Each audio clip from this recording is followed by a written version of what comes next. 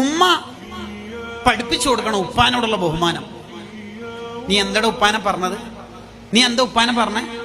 അയാൾ പോയി പണിയൊക്കെ കിട്ടുന്ന നിന്റെ ആ +2 കാലത്തായി ഈ കൊറോണ അതിന്റെ മൂർധന്യത്തിലെത്തുന്നത്. അന്ന് ഉപ്പാന്റെ 3 മാസത്തെ സാലറി ഉപ്പ ഇങ്ങനെ ടൈറ്റിൽ പിടിച്ചു വെച്ചിട്ടാണ് നിനക്കൊരു നല്ല ഫോൺ വാങ്ങി തന്ന ഓൺലൈൻ ക്ലാസ്. ഇപ്പൊ ഡിഗ്രി ഒക്കെ കഴിയുമ്പോഴേക്ക് 2 ഇംഗ്ലീഷ് വർത്താനൊക്കെ പറയുമ്പോഴേക്ക് ഉപ്പാനൊക്കെ പറ്റാതെ ഇല്ലേ അല്ലേ? നീ എന്നെങ്കിലും ഒരു ദിവസം വീട്ടിലേക്ക് ഫോൺ വിളിച്ചാല് ഉപ്പ ഫോൺ എടുത്താൽ ഒരു 5 മിനിറ്റ് ഉപ്പാനോട് മിണ്ടാറുണ്ടോ?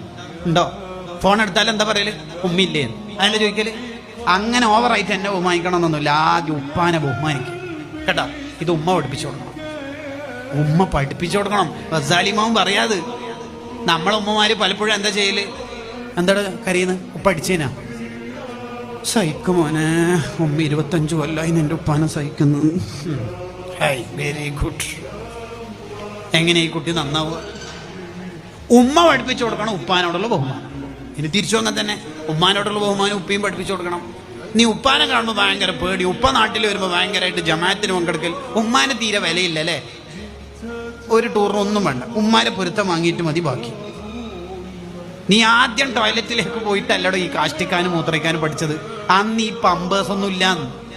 ആ മടിത്തട്ടിലവിടെ മൂത്രയിക്കാനും കാഷ്ടിക്കാനും പഠിച്ചേനെ നീ. നമ്മൾ ഇന്ന് ടോയ്ലറ്റിൽ പോയി ഏത് കൈ കൊണ്ടാ വൃത്തിയാക്കൽ? ഇടത് കൈ കൊണ്ട്. നിന്റെ കാഷ്ടം വലത് കൈ കൊണ്ടൊരു തൊട്ട ഒരു മനുഷ്യൻ ഭൂമിയിലുണ്ടെങ്കിൽ ആ ഉമ്മയായിരിക്കും. ആ ഉമ്മാക്ക് ഒരു മുസാഫാത്തില്ല, ആ ഉമ്മാനിക്ക് മെയിൻ്റെ ഇല്ല അല്ലേ? നീ ലോകം മൊത്തം ചുറ്റി സഞ്ചരിച്ചിട്ട് ഹൈ ലെവൽ 2 പേപ്പർ പ്രസന്റേഷൻ ഉണ്ട്, മറ്റന്നാൾ ഒരു PhD വാക്കുണ്ട്. നീ എവിടെ എത്താനാടാ നീ പോണത്? ആദ്യം